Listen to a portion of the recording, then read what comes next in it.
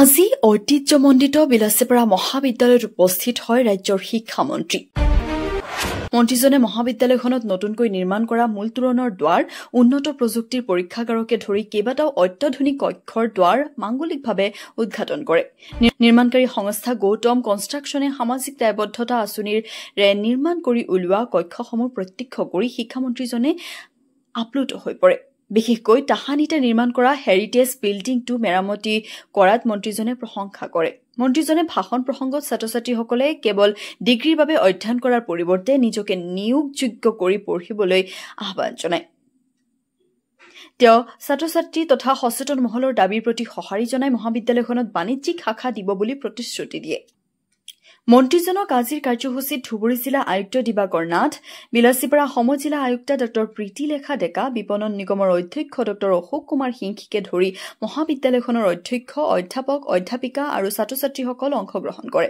ঐতিহ্যমণ্ডিত প্ৰাচীন শিক্ষানুষ্ঠান বিলাসীপাৰা মহাবিদ্যালয়ৰ বাবে আজি এটা উল্লেখযোগ্য দিন। ইয়াত অসম চৰকাৰে আগবঢ়োৱা পুঁজি আৰু শ্ৰী গৌতম কনষ্ট্ৰাকশ্যনৰ তেওঁলোকৰ ফাণ্ডৰ পৰা আগবঢ়োৱা পুঁজি এটা কনভাৰ্জেঞ্চ কৰি মহাবিদ্যালয়খনক এটা নতুন ৰূপ দিয়া হৈছে। আজি কেইবাটাও ইয়াত কম্পনেণ্টৰ মই আজি শুভ উদ্বোধন কৰোঁ। এখন সুন্দৰ আটকধুনীয়া পুৰণি যিটো ভৱন 100 বছৰ আগতে নিৰ্মাণ হোৱা, তাক নতুন ৰূপ দিয়া হৈছে। একাডেমিক ভৱনটো, তাৰ লগতে বহুকেইটা লাইব্ৰেৰী ৰেট্ৰ'ফিটিং কৰি, বহুকেইটা লেবৰেটৰী আৰু ক্লাছৰুম ৰেট্ৰ'ফিটিং কৰি নতুনকৈ সজোৱা হৈছে। সেই গোটেইখিনি আজি শুভ উদ্বোধন কৰোঁ।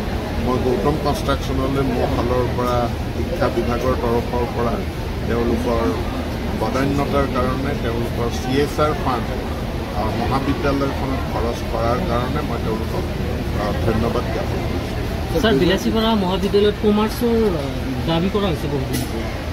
কমাৰ্চৰ প্ৰয়োজনীয়তা আছে আৰু কমাৰ্চটো বৰ্তমান পৰিৱৰ্তিত পৰিস্থিতিত খুবেই জৰুৰী হৈছে। গতিকে আমিও বিবেচনা কৰি আছোঁ আৰু বিলাসীপাৰা মহাবিদ্যালয় য'ত আৰ্ট ছায়েন্স আছে তেওঁলোকে কমাৰ্চটো খুলিব বিচাৰিছে।